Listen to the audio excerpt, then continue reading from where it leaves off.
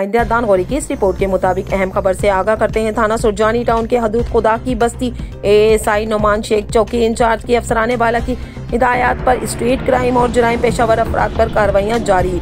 Breaking news, शहरी की car चोरी हुई, इसने 15 की सिंध पुलिस का फौरी एक्शन। चौकी इंचार्ज नुमान शेख ने शहरी की फौरी कार बरामद करवाई।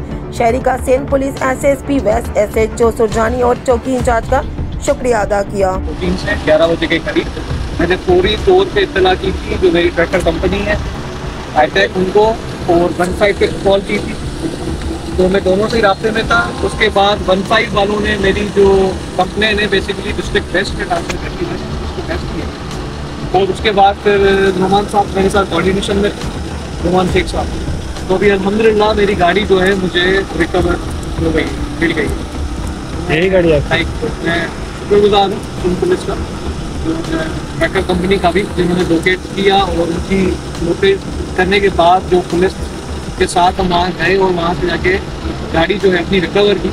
तो थैंक यू सो मच।